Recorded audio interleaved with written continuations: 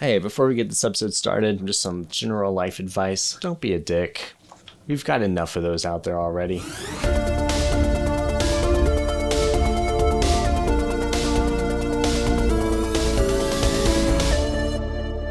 Hi, I'm Ted Kendrick, and welcome to another episode of Graphic Content. This is a show where I talk about comic books and graphic novels that I like, and you get to listen to me. Today, we are talking about Dick Tracy, Dead or Alive. This was the latest miniseries published by IDW Comics, who has been actively licensing a lot of popular characters lately, even characters from DC and Marvel. Particularly, IDW did the Batman and Ninja Turtles miniseries, pairing up again for a Marvel Avengers comic. They're doing that. They're also doing Star Wars Adventures. The latest is Dick Tracy, and this is the first time I believe that they've done a Dick Tracy book. This is kind of a all-star creative team. It's the Allred family, Mike, Laura, and Lee. So it was written by Lee and Mike. Mike did the inks and Laura did the coloring. The pencils were done by Rich Tommaso. You might be familiar with some of his Image Comics work, Spy Seal and She-Wolf and Dark Corridor.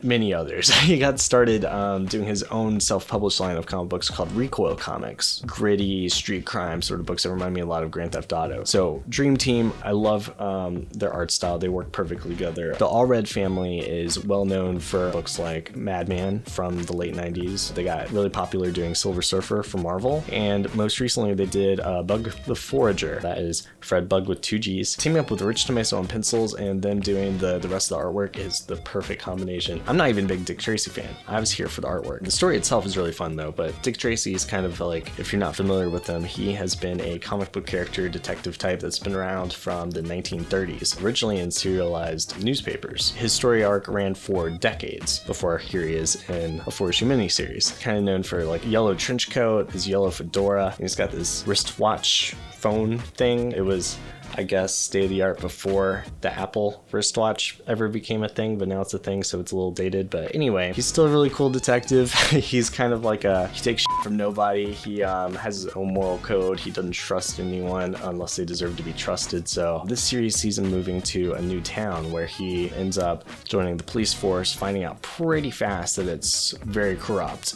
His first day on the job, he arrests the mayor and like kind of starts picking everyone down and making sure the corruption's weeded out. But that gets him a lot of enemies really fast, a lot of gangster types, especially this one called, what's his name? I think it's Big Boy. We thought Big Boy died.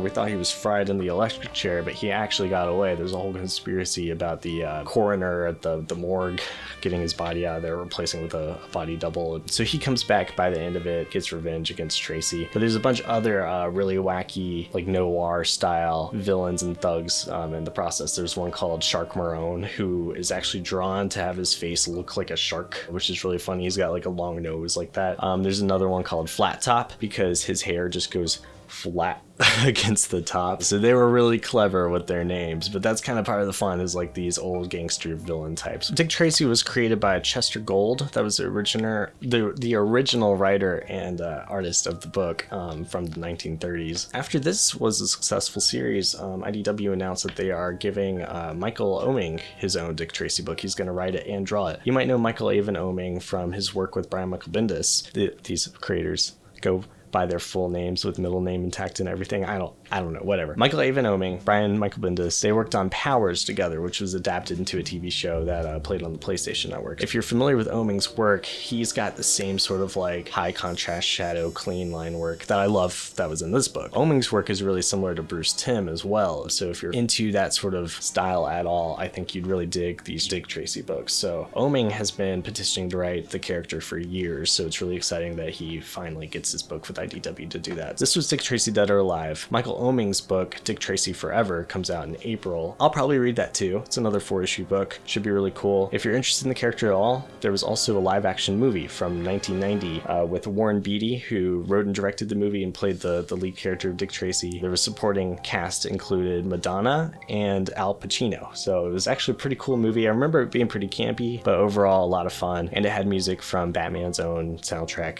composer, Danny Elfman. Almost dropped my phone there. Again, it happens every episode so far. But yeah, so this has been Graphic Content. That has been Dick Tracy. Don't be a dick to people. I'll see you in 2 weeks.